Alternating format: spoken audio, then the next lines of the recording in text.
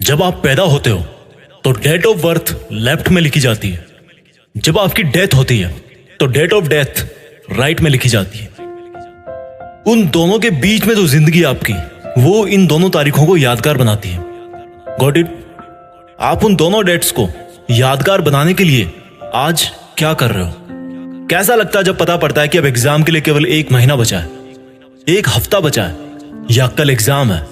कैसा लगता है जब आपका कोई पेपर खराब जाता है, कोई आपका पूरा साल खराब जाता है? एक बात बताओ दोस्त, खराब आपका पेपर और साल होता है या खराबी आप में होती है कि आपने पढ़ाई नहीं करी? आप पढ़ो या ना पढ़ो, आपकी पढ़ाई के हिस्से का जो टाइम है, जो इन दोनों डेट्स के बीच का टाइम है, दैट इज कंप्लीटली योर्स। लेकिन आपकी ही जिंदगी के लिए आपको छोड़ करके अगर कोई टेंशन में है तो वो कोई और है। आपकी पढ़ाई में आगे कितना खर्चा होगा, आप कब उनसे किसी खर्चे के लिए पैसे मांग लो। आपके पेरेंट्स को ये सोच सोच कर डर लगता है कि मैं कहां से लाऊंगा इतने पैसे। और एक बार आप अपने आप से पूछो सवाल कि आपने किन चीजों को जरूरी बना रखा है, आपने क्या क्या लफड़े पाल रखे हैं, आपका दिन कैसे शुरू होता है और किस तरह से पढ़ाई को टाल टाल कर आप फिर रात को बिस्तर में पहुंच जाते हो और सुबह अलार्म बजते सोचते हो कि यार सोते ही सुबह हो जाती है। सोने को ही नहीं मिलता। सोने को तो आपको मिल जाता है, लेकिन जो पढ़ाई के टाइम आपने जो जो लफड़े पाल रखे हैं उनको मैं बताता हूं एक बार। सबसे पहली बात कि आप बहुत ज्यादा खबरी बने हो। उसकी लाइफ में क्या चल रहा है? अरे मैच में कल क्या हुआ यार, वो क्लास में क्यों नहीं आई कल, मेरी फोटो पे लाइक क्यों नहीं आ रहे यार, आज ऑनलाइन होके भी मेरा मैसेज सीन नहीं किया उसने, पता नहीं किससे बात चल रही होगी। अच्छा मैंने कल तो काफी पढ़ाई की थी यार। अरे इस बुधवार की छुट्टी है, फुल टाइम अपना है यार। इस बार विंटर की सेल नहीं लग रही कहीं? ये मेरा मोबाइल कितना टाइम लगाएगा यार चार्ज होने में, यूट्यूब चलाना था मुझे।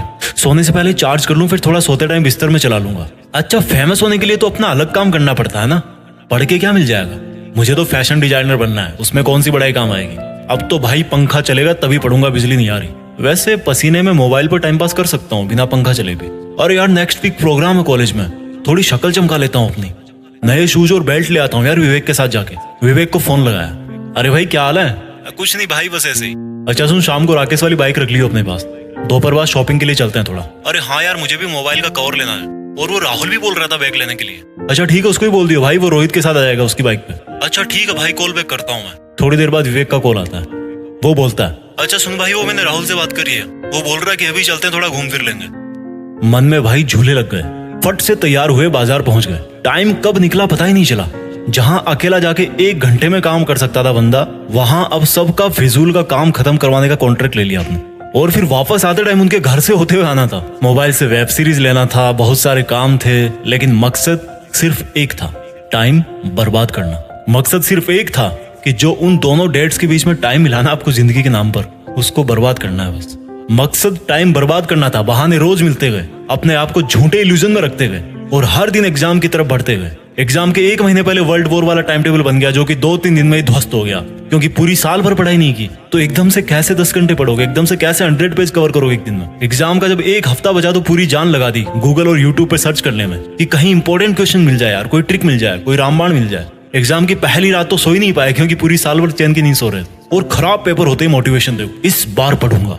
फिर वही स्टोरी रिपीट, कैरेक्टर तो एक ही है, लाइट कैमरा एक्शन कोई और बोल रहा है, आप रोल प्ले करते जा रहे हो। आज अपने आप से एक सवाल पूछो यार, क्यों? व्हाई? क्यों वो दिन देखना चाहते हो जब आप किसी के नीचे 15,000 की नौकरी करोगे और तब कोई और आपका ही साथी, जो आपसे ज्यादा बुद्धिमान तो नहीं था, लेकिन आप जितने फालतू लफड़े नहीं पाल रखे थे उसने, वो ऑस्ट्रेलिया में बीच पे अपनी हॉलीडेज स्पेंड कर रहा होगा। जब आप भरी गर्मी में भीड़ भाड़ वाली बस में जगह ढूंढने के लिए घुसोगे, तब किसी और के घर में fully centralized all weather air condition लग रहा होगा। क्यों जानबूझ के इन्वाइट कर रहे हो वो सिचुएशन जब आपको सेल्फ रियलाइज होगा कि मैंने अपनी लाइफ में कितना टाइम वेस्ट किया। एक सक्सेसफुल स्टूडेंट का दिन शुरू होता है सूरज उगने के पहले। सूरज उगने से पहले वो तैयार होता है अपनी एक तेज तर्रार सोची समझी प्लानिंग और कॉपी कलम के साथ, और सूरज को बोलता है कि आजा चल लाइन में, देखता हूँ तो कितनी गर्मी भटकता है, कितना मुझे पसीने में भागता है, मैं तो नहीं रुकने वाला। एक स्टूडेंट का दिन खत्म होता है एक सेल्फ सेटिस्फेक्शन के साथ कि इस साल जो पढ़ाई का मैंने प्लान किया है, मैं उसके अकॉर्डिंग चल रहा हूँ, और मेरा आज जितना प्लान था स्टडी का, वो मैंने आज फिनिश किया। बुद्धिमान लोगों में भी वही 1.5 किलो का दिमाग होता है, बस वो रगड़ के रखते हैं उसको, अपने दिमाग को अपनी उंगली पे नचाते हैं। और आपको देखो, हर कोई नचा रहा है। कभी सोनिया का मैसेज नहीं आता, कभी रोहित धोखा दे जाता है, कभी विवेक से लड़ाई हो जाती है, कभी सारे दिन अपने लिए ब्लूटूथ हेडफोन देखते रहते हो अमेज़न खोल के। आपको तकलीफ मिलती है हर दिन, दर्द होता है हर दिन, लेकिन वो जो तकलीफ और दर्द है ना, उसका सोर्स चेंज करना है।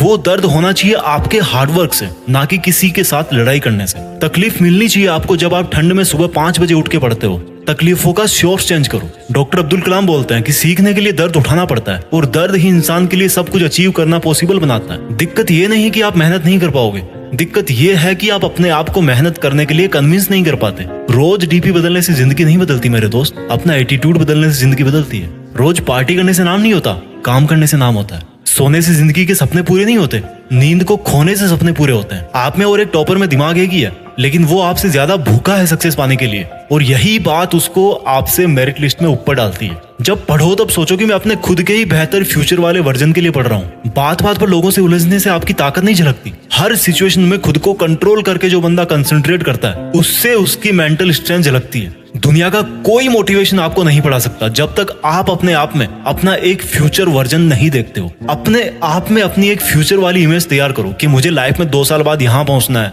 5 साल बाद यहाँ पहुंचना है। और वो जो मेरा 5 साल बाद वाला वर्जन है, वो जब वहां पहुंचकर अपनी हिस्ट्री में देखेगा, या मेरी जब वो वाली डेट आएगी जो राइट में लिखी जाती है, समझ रहे हो ना, तो उसको अपने आप पर प्राउड होना चाहिए। वो मोमेंट जो है ना, वो इंस्पायरिंग होना चाहिए सबके लिए, दूसरों के लिए मोटिवेशन होगा वो।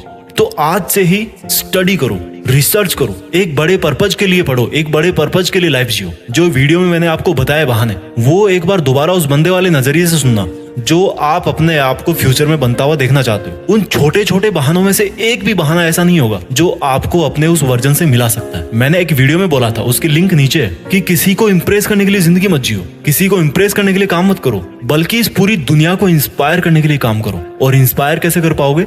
When you prove it to yourself first, जब आप पहले खुद को इंस्पायर कर पाओगे। मेरी बात समझ रहे होंगे आप इस लाइफ में कुछ ऐसा कर सकते हो जो कई सदियों तक कोई और इंसान ना कर पाए, और उसकी शुरुआत होती है आज से, अभी से, आपके नॉलेज से, आपकी क्यूरियोसिटी से, आपके आगे बढ़ने की भूख से। एक लाइन में हमेशा बोलता हूँ जो खुद मुझे मोटिवेट करती है कि कुछ बड़ा सोचो और बड़ा करो। देश में अपना नहीं बल्कि दुनिया में देश का नाम करो। जय हिंद, वंदे मातरम।